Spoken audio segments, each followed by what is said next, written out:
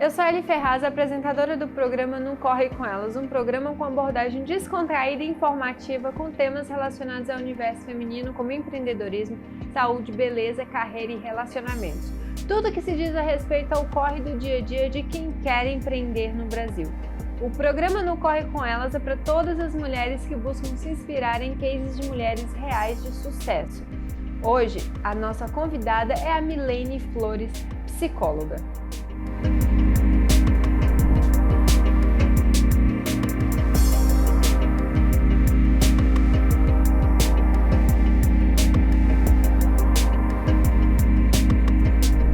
Milene, seja bem-vinda ao nosso programa. Obrigada por aceitar o nosso convite. É uma honra ter você aqui conosco.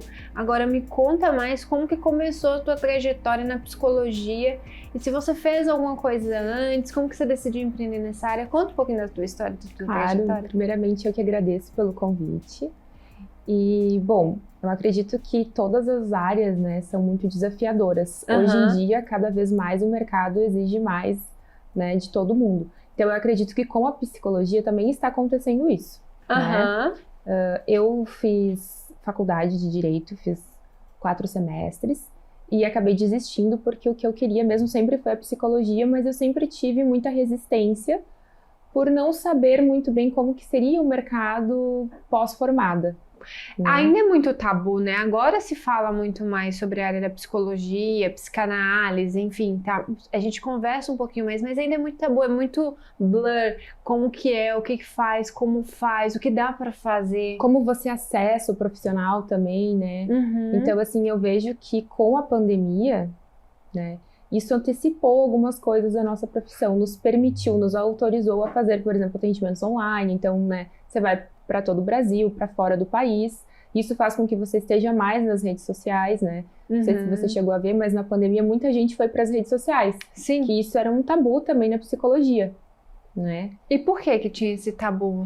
Pela questão de que na psicologia, principalmente na psicanálise, é a pessoa que tem que nos procurar, né? Então a gente fica muito nesse lugar de espera. Então a gente não saía tanto, não se apresentava tanto, não falava sobre vários temas. Então eu acho que a pandemia ela ajudou muito a gente nesse sentido, porque você se autorizou, você estava falando, isso estava gerando bons resultados, né? Então eu acredito que a pandemia foi muito interessante para essa questão do meu trabalho, dos atendimentos e de você ser visto nos lugares, né? E me conta uma coisa, mas em que momento você estava fazendo faculdade de Direito, né? Fez 4 semestres, ou seja, quase a metade da faculdade. Sim. E em que momento você falou assim, não, chega, isso aqui não é pra mim, não quero ser advogada, eu quero ser psicóloga?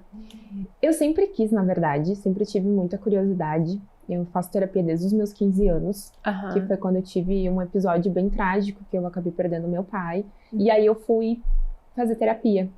Só que eu fui muito naquela, assim, eu acho que não vai dar certo, que não vai adiantar, não vai ser bom. Como alguém vai me ajudar só conversando comigo? Que a gente tem muito essa ideia que é só uma conversa, né? Que a gente não sabe todo o preparo que tem por trás.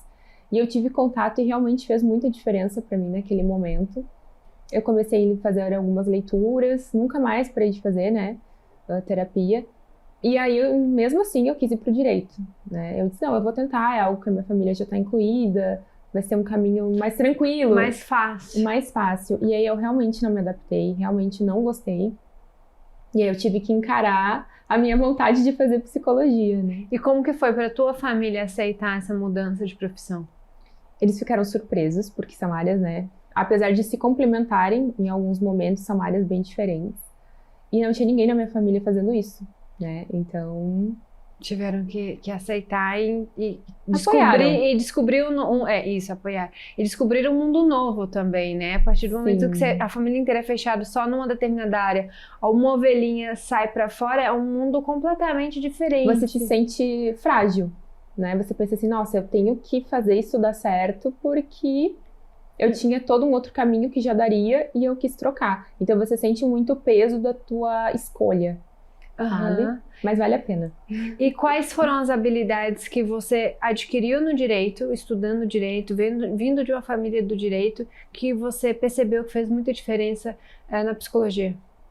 Eu acho que a questão de família, sabe? Essa questão assim de família, de direito civil, todas essas questões assim que permeiam, sabe? Você vê o quanto ali né, apesar daquela questão de direito, as pessoas precisam, sabe, muitas vezes no momento de fragilidade, é onde você vê que as pessoas não estão brigando por uma coisa, por um bem material, mas é pelo que aquilo significa. Então, eu acho que são áreas, como eu te falei, que se complementam no dia a dia, apesar de serem muito diferentes na hora de você estudar, né? De você realizar. E você se especializou em terapia de casal. O que te levou a essa loucura? E me conta como que funciona a terapia de casal. Então, quando eu estava prestes a me formar, eu fiz um estudo de mercado da minha região. Quais os profissionais que estavam mais em falta, ou os profissionais que não tinha tanta gente nova chegando. E a área de terapia de casal foi uma área da minha cidade que estava, assim, com pessoas mais velhas e poucos profissionais. Então, eu pensei de trazer, assim, uma terapia nova, repaginada, sabe? Pensada para as pessoas, com esse toque mais jovial. Então, eu fui atrás disso, fiz a minha especialização, né? E comecei a atender. É muito bacana a terapia de casal. O principal objetivo dela não é deixar o casal junto, mas é manter a saúde mental desse casal, né, de uma forma saudável. Então, se isso vai fazer com que a relação permaneça, beleza, né, a gente vai achar meios disso acontecer. Mas se está muito desgastado e a gente sabe que aquilo está adoecendo um ou os dois, né, que compõem o casal, aí a terapia vai deixar isso muito claro. Né? Então, é bem desafiador. E teve muito caso de divórcio depois da terapia de casal? Olha, 50%. O número é alto. É alto. Porque assim, na minha visão de leiga, quando um casal procura terapia de casal, na minha cabeça, aquele casal vai permanecer juntos, porque pronto, resolveram os problemas. Mas aí depende muito de como que você chega, porque muitas vezes são pessoas que já deveriam ter procurado esse trabalho há 2 anos atrás, há 1 ano atrás.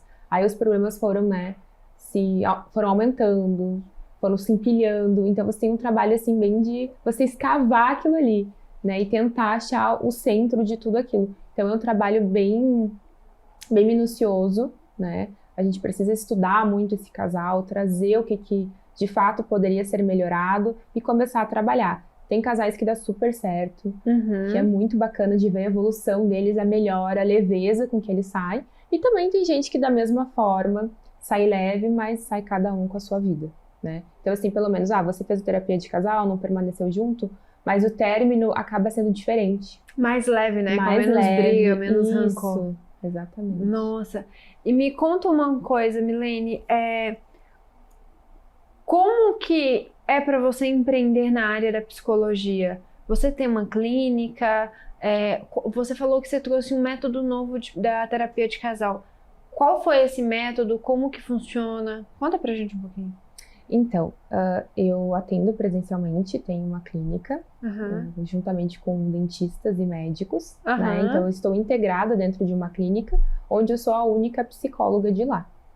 E é uma clínica onde a gente tem salas para dar cursos, mentorias. Então, eu faço um pouco disso também, né? Porque eu acho que na psicologia é um desafio muito grande você conseguir empreender. Você não tem grandes exemplos, né? É verdade. As pessoas ficam mais escondidas. Como a gente trabalha com a psique humana, é uma coisa que a gente não vê, que a gente não toca, a gente não sabe onde termina, nem onde ela começa, né? Então, é muito abstrato o nosso trabalho. E, em compensação, ter uma clínica vai exigir de você uma responsabilidade que não é abstrata, né? Você vai ter que pagar suas contas, você vai ter que gerir toda uma empresa, e realmente isso é um desafio. Como que você acha que a sua habilidade como psicóloga e o seu curso, enfim, sua profissão, te traz melhorias na sua gestão como empreendedora? Aí, esse é um ponto bem interessante, que eu acho que esse tá naquela parte da faculdade que as pessoas não te ensinam e que você só vai aprender na vida, sabe? Eu vejo que o nosso setor de ensino nos prepara para a gente trabalhar para alguém, né? Ou para a gente trabalhar no setor público, mas fica muito defasado essa questão de como eu vou empreender. Então, Milene, mas você concorda comigo que isso é um problema que não é só na área da psicologia? É em tudo. São em todas as áreas. A gente não tem educação financeira. A gente, em qualquer área, a gente é preparado para ser funcionário. Isso. A gente não é preparado para ser dono do negócio. Então, a gente não sabe tributação, a gente não sabe precificar, a gente não sabe gerir tempo. gestão de tempo você tem que ter uma disciplina, Exatamente. um foco para manter uma agenda. Porque não existe reembolso de tempo mal gasto, né? Entende? Exato, e assim, e hoje em dia tem muita dispersão, né? Você tá aqui, mas, por exemplo, o telefone tá tocando, teu WhatsApp tá bombando, você tem que responder o WhatsApp, você tem que responder o Instagram, você tem que responder a outra rede social, você tem que responder o e-mail.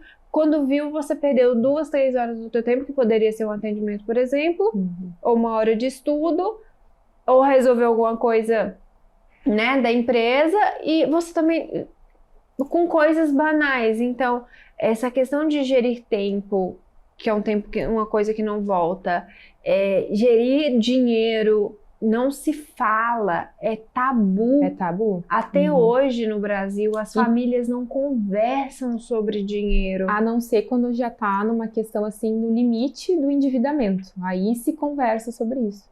Né? Mas não se planeja o que vem antes disso. E você, como terapeuta de casal, deve ter escutado vários casos de crises de casamento por causa do financeiro. Por falta de conversa. Então, você acha que qual que é a sua habilidade como psicóloga que você traz para o empreendedorismo? Eu acredito que a coragem, a disciplina e a postura. Sabe? Eu acho que você precisa ser disciplinada para você fazer suas coisas. Você, como empresa, a gente precisa separar. Você pessoa, você empresa. Você é a sua empresa. Onde você vai, a sua empresa está com você. Então, a empresa, ela não se questiona. Diga, você não tem, hoje eu não tô bem, eu não vou trabalhar. Não. Entende? Não existe isso. Não existe isso. Então, você precisa ter disciplina para você trabalhar com aquilo que você quis, com aquilo que você criou. Né? Porque na vida adulta, você cria uma coisa, você precisa sustentar aquilo, tanto financeiramente quanto emocionalmente. Né? Você sabe que outro dia eu ouvi um desses caras de internet falando uma frase que eu achei o máximo, assim, e eu falei, cara, faz sentido, que assim, criança não casa, criança não namora, criança não tem emprego, criança não tem dinheiro, criança não tem cartão de crédito, criança é criança, não tem responsabilidade. A partir do momento que você não assume responsabilidade da tua própria vida, não tem como você prosperar. Não. Porque você é uma eterna criança. Só uma que criança grande. Uma criança grande. Só que a criança também não tem nada disso. Não tem um relacionamento, não tem casa, não tem funcionário, não tem todo esse lado que a maioria dos adultos procuram, né? Eu quero uma casa bonita, eu quero um relacionamento saudável, eu quero estar com minha vida financeira em dia. Só que se você não assume essa responsabilidade, não tem essa disciplina, que é o que você está falando, você é uma eterna criança. Exato. E aí você sempre, quando vai se relacionar, busca colocar a responsabilidade, né, das coisas em cima da outra pessoa. Né? Que aí vem a frustração. Exatamente, porque a outra pessoa, ela vai conseguir manter essa responsabilidade toda em cima dela até certo ponto. Mas uma hora ela vai cansar e ela vai querer te devolver essa responsabilidade daquilo que é seu. E aí você não vai querer. Então, muito dos casais é isso. A mulher é eu quero, né? A pessoa tá lá abrindo mão, e aí chega uma hora que a pessoa, olha, não tem como abrir mão de mais nada, de abrir mão de tudo. Sim, você sabe que lá em casa, outro dia a gente tava conversando, porque assim, né, acaba que eu tô dentro de casa o tempo todo, eu faço home office, eu tenho uma empresa, mas eu faço home office. Então, no dia a dia, a logística da casa inteira, eu tô ali dando conta de tudo. E aí, meu marido, eu tinha acabado de ganhar neném, meu marido teve que fazer uma reunião fora, ele tava em Portugal. Aí todo mundo, como assim? Você veio, a Ellie ficou com as crianças sozinha? Ele, não, primeiro que ela não ficou sozinha, porque tem um aparato de gente lá com ela. Tem minha mãe, tem babá, tem não sei o quê. E segundo, a gente tem um combinado. Exato. Em casa. Eu falo com ele o seguinte, faça tudo o que você precisa fazer. Não tem problema. Mas no dia que eu bater o telefone e ligar e falar, venha agora, eu não quero que você questione. Você tem que estar aqui. Seja porque a criança... Não importa o motivo. Então, assim... E por que eu tô contando isso? Por conta dessa questão de combinados, né? Parece também que é tabu. As pessoas não conversam dentro de casa os combinados. Por exemplo, eu levanto à noite para olhar o bebê, mas foi um combinado meu com ele. Ele não levanta à noite, mas ele faz as outras coisas que às vezes eu preciso que ele resolva. E tá tudo bem. E as pessoas têm aquela assim, mas o fulano levanta à noite e começa a trazer relacionamentos de fora para dentro de casa, onde não houve um combinado. Exato. E uma coisa que eu percebo muito, Ellen, é que as pessoas têm medo de falar das coisas. Mas se eu falar disso... Ele vai ficar chateado. Eu vou chamar isso pro relacionamento. A gente nem tá tendo esse problema agora. Deixa pra quando acontecer. Eu vejo que as pessoas têm muito medo de falar as coisas. Ai, nossa, as pessoas são muito místicas, né? Muito. Milene, você falou que você atende online e presencial. Qual que é a principal diferença nos seus atendimentos? Olha, ontem eu tive uma experiência muito bacana, né? Que nem eu te falei ali nos bastidores. Eu atendi meus pacientes, né? Que eu vinha fazendo atendimentos desde 2020, online e presencial. E foi muito bacana conhecê-los pessoalmente, mas eu acredito assim que é só realmente a questão física que muda, porque a entrega, a dedicação, o estudo de caso, ele é o mesmo. Entendi. Sabe? É o mesmo. Porque é uma conversa, né? Você não precisa tocar na pessoa, é o que você falou, é uma coisa intocável. E me conta, como que foi você falou que a pandemia foi muito boa para vocês, porque também abriu esse mercado do online, não falava em atendimento online antes da pandemia, né? Era meio proibido, assim, atendimento online, fazer de casa. Só que é muito interessante, porque muitas vezes a gente fala de setting analítico, né? Setting terapêutico. Muitas vezes você tá na sua casa e você vai conseguir trazer aqueles problemas muito antes do que se você estivesse se deslocando para ir num consultório que é um ambiente que você não conhece, né? Então tem isso também, tem as suas vantagens. Então, assim, muitas vezes você antecipa assuntos. Pensa, você tá na sua casa, então você já tá mais à vontade. Você abre a tela do computador e você conversa com aquela pessoa. Então sai tudo que tá ali, tudo que é emergente daquele lugar vai sair. Agora pensa, você sai da sua casa, pega um trânsito, aí você chega num consultório que você nunca esteve antes, com uma pessoa que você não conhece. Então tem algumas barreiras também, né? Eu particularmente acredito assim que tanto a entrega dos pacientes quanto a minha como profissional é a mesma, tanto no presencial quanto no online. Quais foram os maiores desafios que você enfrentou quando começou na área da psicologia e quando você começou a empreender? Olha, a área da psicologia ela é uma área muito solitária, né? Então, assim, é você por você mesmo. Você acabou de se formar, você tem que, né, ter a sua postura, como é que você vai se posicionar como profissional, que táticas você vai usar, qual que vai ser o seu perfil. Então, são muitas coisas, então eu levei algum tempo estudando isso, para que quando eu colocasse isso em prática, eu não acabasse, assim, batendo com a cabeça na parede, tipo, dando tudo errado. Então, eu fiz todo um estudo de mercado, posicionamento, e isso é uma coisa que não se tem. Então, para o ano que vem, eu tô pensando em montar, assim, né, já tô com planejamento, com um cronograma, fazer um curso de percurso do início da clínica, né, para ajudar essas pessoas que estão começando e que, assim como eu, enfrentam muitos desafios. Você já vai empreender de novo em outra área. Isso, dentro da psicologia. Dentro da psicologia. Que legal. E conta mais um pouco como que vai ser esse curso. Então, o curso, eu vou dividir ele em 3 modalidades, que a primeira é como que você se posiciona no mercado, né, como que a gente faz essas coisas de maneira ética, porque a gente vê muita coisa ruim também na internet, né. Segundo, como que você monta a sua clínica, e terceiro, daí o atendimento ao paciente, porque eu acho que você não tem como atender o paciente sem estar com esses 2 pontos primeiramente organizados. E nesse corre todo, qual foi o maior perrengue que você passou? Eu acho que é se manter, sabe? Você conquistar as coisas e você se manter com elas, e você conseguir pensar o que você vai precisar fazer para você chegar até o próximo nível. É as suas descobertas, é a realidade, é o dia a dia da tua profissão. Sabe? E me conta aqui, é verdade que todo psicólogo tem um psicólogo? Tem, verdade. Temos, como que funciona? Não somente um, como 2. Nossa Senhora!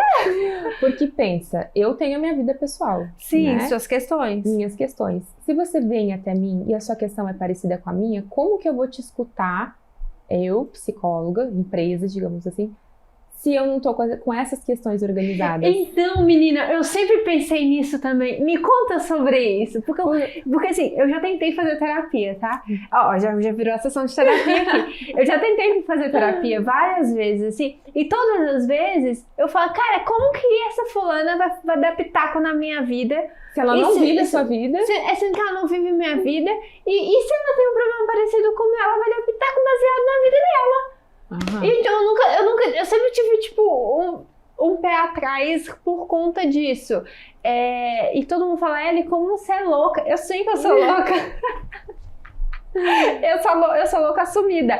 Mas é uma coisa que, assim, eu sempre me questionei como que ela não leva aquele... Porque quando a gente tá em um grupo de amigas, eu parto desse princípio. E uma amiga comenta uma situação, você já leva aquilo pra você. Você fala, nossa, isso acontece... Você não me escuta, você já se defende. Ou você fala assim, nossa, isso acontece isso comigo também. E, enfim, você já começa a criar situações na tua cabeça. Imagina um psicólogo que só escuta pepino o dia inteiro. Como que você faz pra separar? Então, daí a gente tem essa questão da nossa terapia. Então, você vai me falar algo, mas eu tô com aquilo meu bem resolvido. Então, o meu individual não atrapalha o meu profissional, né? E, além disso, a gente tem uma supervisão, que são psicólogos bem mais velhos e experientes da tua abordagem, na qual você leva os casos. Ou seja, eu levo aquilo que me incomoda, que me dói, sabe? Que me toca como ser humano. E daí a gente trabalha aquilo ali. Então, se muitas vezes isso não resolver, você precisa ter ética para você encaminhar aquele paciente, porque não é para você. Tem questões que não são pra gente, tem coisas que vão nos pegar muito, vão nos doer demais, então a gente precisa repassar. Porque senão eu não vou, você vai estar perdendo seu tempo, eu o meu, e você não vai ter resultado. E é o que acontece muitas vezes, as pessoas, eu fui num psicólogo e foi muito ruim, né? E as pessoas não vão mais. Então a gente tem que ter esse cuidado, porque ninguém procura um psicólogo quando está tudo maravilhosamente bem. Difícil, já tive casos. Mas as pessoas procuram quando estão fragilizadas. Então você precisa saber conduzir. Gente, que loucura. Então era verdade, eu achava que era brincadeira. Não tem. Não é obrigatório, tá? Mas se você quer realmente ser um profissional de destaque na sua área, você precisa. Como que eu vou te vender um produto que eu não utilizo? É a mesma coisa de nutricionista que não come direito, que tem paladar infantil. Tipo, exatamente. Não faz muito sentido. Isso era uma coisa que me pegava muito na psicologia. Por isso que eu te falei no começo, a psicologia é meio blur, assim. Eu adoro, eu acho o máximo. Mas é algo meio velado, assim, você não sabe tudo o que acontece. Né? E sem contar que hoje em dia, com essas coisas desses gurus na internet, tá muito também banalizado, né? Então, assim... Tem mentoria pra tudo que é lado agora, né? Todo mundo dá mentoria. Né? Então, como pode isso? E como você, como profissional, enxerga isso?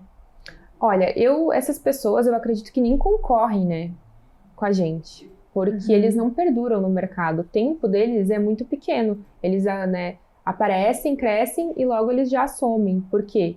Porque eles estão aí para responder esse sintoma atual de que me diga o que eu fazer. Só que imagina, eu te dizer o que você deve fazer na sua vida de uma forma extremamente sensacionalista e aí não dá certo.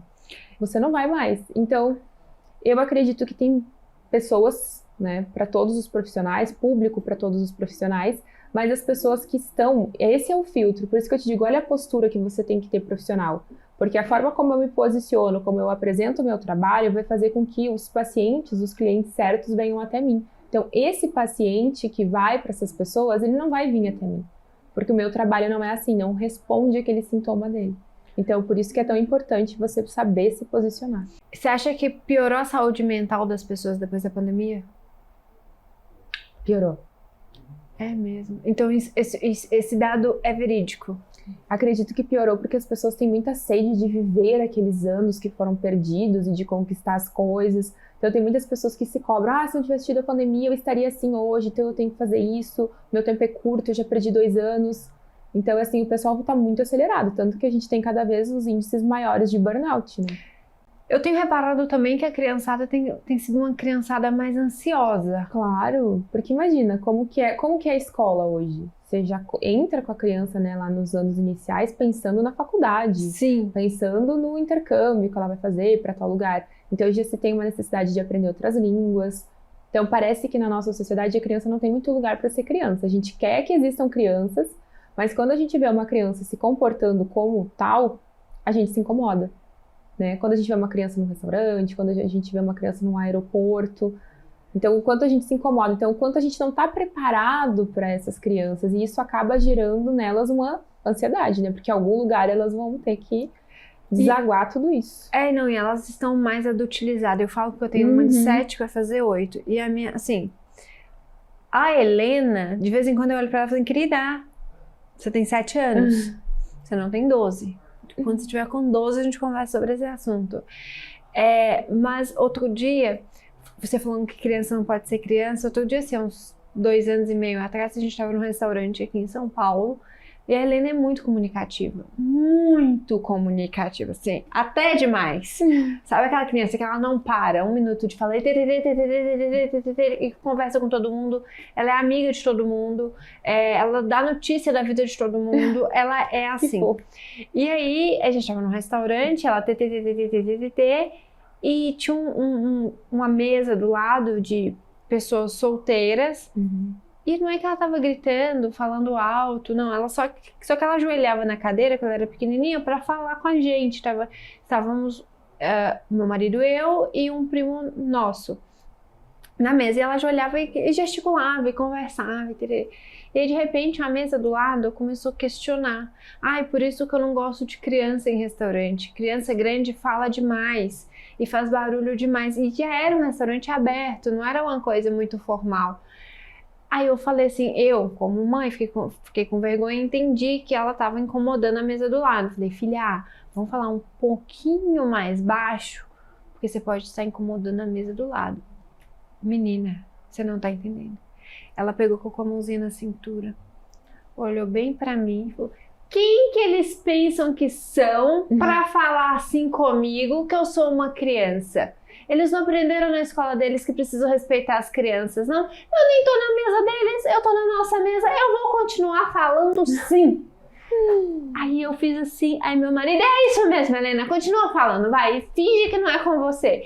E assim, e é isso, e não é que ela tava dando uma birra, ela tava contando um caso, eufórica. Ela não tava gritando, eu dou gargalhada muito mais alto do que ela fala, sabe assim? Eles estavam falando muito mais alto do que ela de fato estava. Sim. Mas você vê que a presença da criança incomoda. A gente quer crianças adultas, crianças que não deem trabalho, né? Tudo hoje em dia a gente quer que não dê trabalho. Você já parou pra pensar? É verdade. Sim, inclusive em questões de trabalho, né, no empreendedorismo, é uma coisa que a gente comenta muito aqui no programa, que quem quer empreender tem que saber que vai trabalhar 24/7. Você não começa a empreender, sair do CLT para poder ter mais tempo. Não. Isso vem muito tempo depois. E olhe lá. E olhe lá. Porque se você quer ficar onde você tá, beleza, né? Aí você consegue manter o ritmo de trabalho. Mas quanto mais coisas você agregar ao seu trabalho, mais isso vai te custar tempo, dinheiro, emocional. Então tudo tem que ser colocado, né? Tem que ser analisado. Eu acredito que é muito que a gente aqui, né? Se você for olhar, né, culturalmente, a gente coloca as crianças, né? Tipo assim, num pedestal, intocável. Não pode ensinar nada, não pode falar não em nada, daí passa a infância toda assim. E depois na pré-adolescência e adolescência a gente fala, beleza, se vira. Né? A gente não educa as crianças para elas se tornarem adultos um dia. A gente permanece com que elas fiquem, não fala isso porque ela é criança. Uma situação que eu vejo muito acontecer é quando tem alguma perda de algum parente, de algum animalzinho de estimação, do quanto as pessoas criam uma narrativa em cima daquilo ao invés de falar a verdade. Isso é muito complicado. A gente conversa muito sobre isso. 7 anos, né, de diferença de um irmão pro outro. Sim, então a chance de ter ciúmes era gigantesco. Porque a gente passou uma vida vivendo pra ela e fazendo tudo por ela. Só que ela queria ter irmão, né? Então assim, a gente queria ter um segundo filho. Enfim, então o que a gente fez? A gente colocou ela dentro de tudo, de todo o acontecimento da gravidez, desde o momento que eu descobri que estava grávida, desde antes, quando a gente começou a tentar, a gente avisou, olha, pode ser que a qualquer momento chegue e venha um irmãozinho para você, até os dias de hoje. E aí todo mundo falava assim, a Helena não está com ciúmes, como você está preparando a Helena para a chegada do irmão? Gente, eu tô aterrorizando a menina. Eu já tô falando com ela que ela vai ficar 3 meses sem sair de casa, que bebê só chora e dorme, come, porque é verdade, porque assim, uma das coisas que eu fui percebendo que a maioria das crianças se sentiam frustradas quando chegava o irmão, porque as mães falavam assim, vai ser super legal ter um irmãozinho, vai, quando a criança crescer, porque quando é bebê, como que o bebê interage, um recém-nascido? Aí fica naquela função de amamentação, de troca de fralda, de não sei o quê, o irmãozinho mais velho vai se sentindo excluído, aquela parte, cadê a parte legal de ter um irmão? Porque, né, a vida muda e vira um caos. Então, lá em casa, a gente preparou pro pior. Então, assim, eu falava com ela, olha, ele vai chorar, por 3 meses você não vai poder fazer isso, não vai poder fazer aquilo, não vai sair, não vai, não, mamãe não vai sair, não vai... Então, a gente criou um ambiente que ela estava preparada. Um ambiente com a verdade. Quando aquilo chegar, não ia fragilizar ela, dizer, já tô sabendo disso. Então eu vejo muito isso, sabe? Que as pessoas, eu quero ser uma mãezona, mas é aquela mãezona, assim, que defende demais o filho, que protege demais o filho, né? Que quase que cola a criança com você ali e não deixa fazer nada. Então, do quanto, assim, você dá essa liberdade pra ela de falar, olha, você quer um irmãozinho, mas não vai ser do jeito que você tá pensando. Então, você dá espaço pra ela elaborar aquilo. E assim, você vai constituindo a psique dela, a subjetividade dela, que vai ser como ela vai levar o mundo pro resto da vida dela. Com mais leveza também. Exatamente. E com casca para aguentar. Milene, quais conselhos você daria para outras mulheres que sonham empreender e sonham estudar psicologia? Então, primeiro, que você não desista no primeiro desafio, né? Não vão ser só um, vão ser vários. Mas quando a gente faz e luta por aquilo que a gente gosta, tem um sabor diferente. Né? A conquista vale muito a pena. E assim, se não tem em quem você se inspirar, vá você atrás da sua própria inspiração, lute, sabe? Traga a psicologia para esses lugares. Hoje em dia a gente tem, né, tantos lugares para a psicologia atuar, a gente já saiu desse cenário que são as pessoas doentes que procuram, né? A gente procura para saber de uma profissão, a gente procura para entender um pouco do financeiro, como a psicologia e o financeiro andam juntos e como que isso afeta os dois. Então, que a gente saiba ocupar esses novos espaços que estão chegando aí, né, na psicologia, não só no consultório. Milene, muito obrigada pela tua presença, pelos teus ensinamentos. Adorei esse bate-papo com você. Sucesso. Obrigada. Vida longa ao novo projeto, a clínica. Parabéns por ser essa menina incrível. Obrigada mesmo. Esse foi mais um No Corre Com Elas. Espero vocês aqui no próximo programa na BMC News.